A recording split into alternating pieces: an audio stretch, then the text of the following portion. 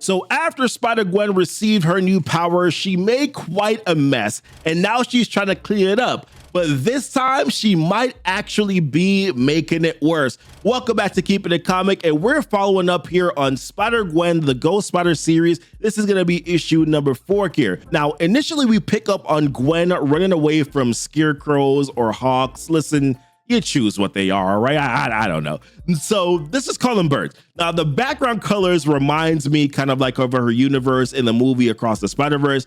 We also see a lot of broken down buildings. So there's a lot of chaos right now that's going on around her. Essentially, this is a metaphor for what's been going on in her life right now. Her being stuck in the 616 universe, all the lives that she feels that she's ruined from, you know, the ones that she left back in her universe, the trouble that she's caused for her spider friends here in the 616 universe, her new powers that she is incredibly confused about that almost hurt civilians in the last issue, and the fact that she let the chameleon get away in the process. Now, in a few minutes from that opening there, we see one of the birds clip her webs, and she is fallen, and you can see that she's having some difficulty here trying to produce another web as she is fastly heading down to the ground. But before she takes that big spill, we see Gwen jump out of her sleep as this was just a dream as her alarm goes off. By the way, nice looking Cyclops shirt, by the way. So she smells some smoke, right? It turns out that Cindy Moon, aka Silk, was making them some breakfast or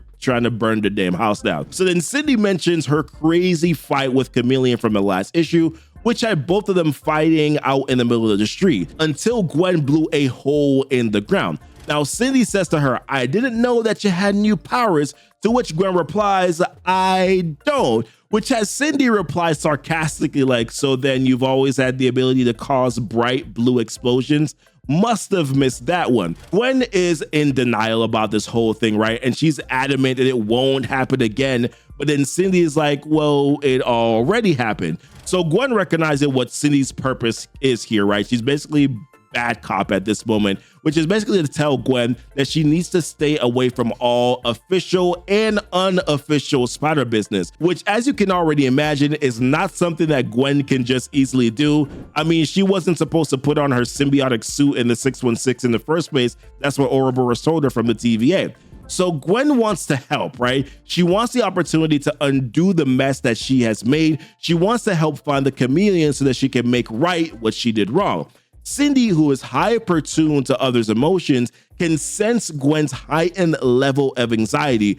All the more reason why they want her to stay put, because they're concerned about what happens if she reaches the tipping point. And last time it led to an explosion where luckily no one got hurt, but the next time it could be worse, and they do not want to risk having her be a liability. Now, the final message that Cindy leaves her with is this one: we are not going to keep asking you to tell us the truth, because up until this point, Gwen has been hiding secrets as to why the TVA essentially forced her to be in the 616. We don't know what happened in her universe, or really kind of anything at all. It's all really still a mystery as to why she's even here in the 616 and stuck in the 616. Cindy believes that she knows that Gwen is hiding it for the right reasons, but delivers this message that has kind of been a constant here for this entire series, which is, listen, Gwen, you can't do everything alone. So let's talk about the chameleon. This dude is still tied up and he is here with a black tarantula.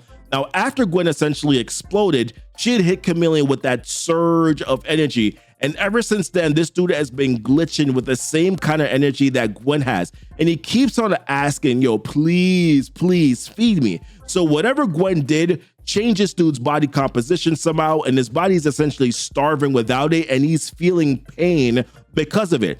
And he's begging and pleading with Tarantula to free him and to let him go, but he keeps saying that he can't, mentioning how he hired the chameleon in the first place to keep Gwen busy, basically away from their operations, because she had originally stopped them from being able to rob a bank successfully. But Tarantula is just like, based on this new development here and these powers that you now have, especially if we can find a way to harness this energy, well, you kind of serve a different purpose for us now, Chameleon. So as Tarantula tries to walk away here, Chameleon transforms into Rhino. And if you've not been keeping up with the series here, the Chameleon can not only change his looks now, he can also mimic powers as well. So he bursts out of those chains, right? And out of the building burying Tarantula under some debris. Listen, I hope my guy's okay, right? Now, later on, I like Black Tarantula. I think he's kind of cool. So later on here, we see Gwen over at this coffee shop trying to order some coffee and a croissant, which is $10.64, which surprised her. So now it kind of lets us know that the 616 universe is very expensive. So a gentleman comes to her rescue here, who, I'm not gonna lie to you, looks like a younger version of the Black Tarantula. Either way, I don't trust him. Now they get to talking, but in the middle of her conversation here, her spidey sense goes off. And when she turns around, she sees the scorpion, but she already knows that it's not him and it's actually the chameleon, especially by the look at those eyes, right? So Chameleon is pleading for help. And then when he raises his arm, he emits a similar energy explosion to that of Gwen's, but like a smaller scale though. So Gwen is able to save the guy who she's been with this entire time, but the Chameleon then picks her up. You see, guys, like, it doesn't matter what spider person it is, they can never have good dates. Always something unexpected going on, right? Listen, but either way, somehow, perhaps because of the energy that they both share right now, Chameleon knew it was her, even though Gwen was not in her costume. So Chameleon is taking her up the building up, like his intent is to bring her up to the top of the roof here, while Gwen is trying to fiddle around to get her suit on. She ends up emitting some energy again from her hand, which then causes Chameleon to glitch. So he drops her and then she's able to put on the suit. So she ends up being able to web him back into the building, and you can still see him glitching. And then Gwen starts going on about a fable of the scorpion and the frog, which I'm sure a lot of you know already, which is really appropriate for this moment if you kind of like really lean into this, right? So this is where the scorpion wants to get across the river. He asks the frog to help him get across, i.e. scorpion needing help from Gwen or chameleon needing help from Gwen. The frog is worried about the scorpion stinging him. The scorpion promises not to and says that if he stings them, then both of them will drown and neither will be able to get across the river. The frog agrees to help the scorpion, i.e. Gwen is about to help the chameleon.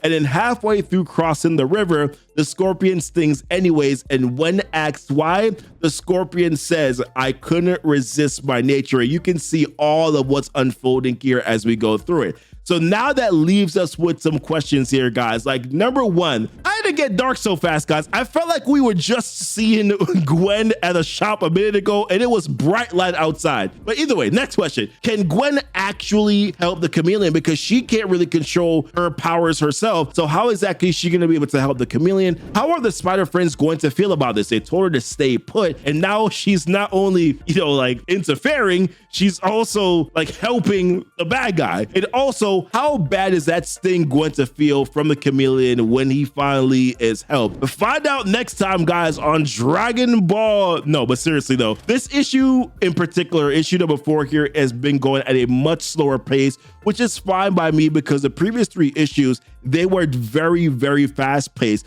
And talking about those 3 issues, guys, we do have a playlist here on the channel covering those previous 3 issues. So you definitely should check that out. Like this video here, guys, for the YouTube algorithm. Join the Discord for talks about these comics and anything else related. And until next time, and as always, thank you so much for kicking it with Keepin' the Comic. Bye.